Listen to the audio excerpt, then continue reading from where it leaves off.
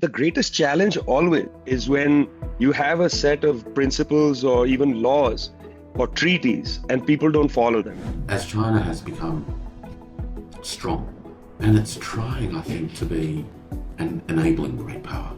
Global South is rising quickly. They have enough power or capability to build a more equitable, more reasonable global governance system.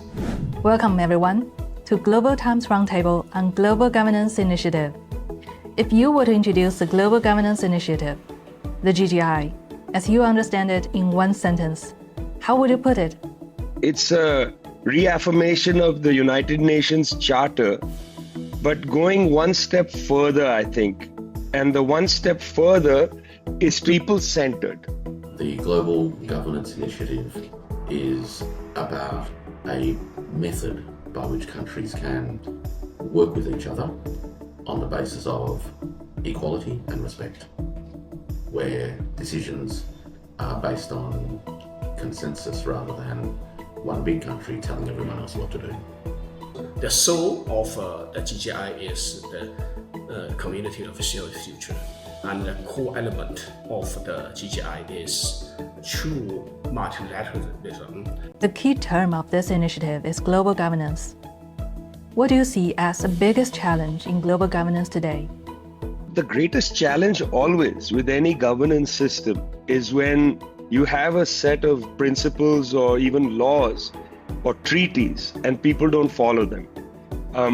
Just to give you an example, the United States is perhaps the most powerful country in the world in terms of its military might and its ability to, basically diplomatically hold countries, through sanctions and so on.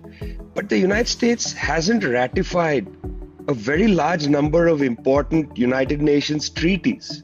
And the United Nations treaties or its charter is frequently violated by the US and the NATO countries. For instance, the invasion of Iraq was a violation of the UN charter.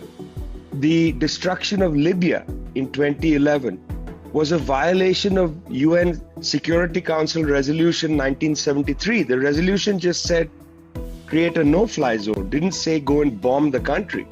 So you can't have governance if powerful actors are regularly violating the terms of governance, which is the laws. Do you think the GGI is addressing what's missing in global governance? Absolutely. As China has become strong, and it's trying, I think, to be an enabling great power, not an expropriating great power. So the objective is actually about navigating turbulence to achieve stability and peace. You have to sit down with others and you have to let people explain their perspective. You have to accept that they have legitimate concerns. The Western culture has lost this art of being patient. So I remember China played a pivotal role in normalizing the relationship between Saudi Arabia and Iran. Well, you can't force people. You have to listen, talk, create the conditions where maybe people can at least have a little dialogue and make progress that's just this big. So I think China has shown that these principles aren't just principles, but they are also practical methods of working with each other.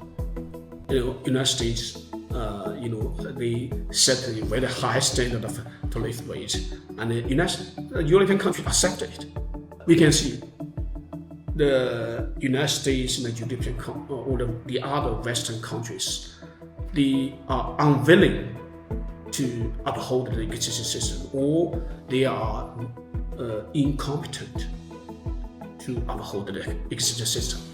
Now, the Global South, they stand up, against, the bullying of the United States. That means they have the will and have the capability to do it, to uphold the justice. From demand side, global south need a stable, reasonable, just global governance system. From the supply side, we have the GGI.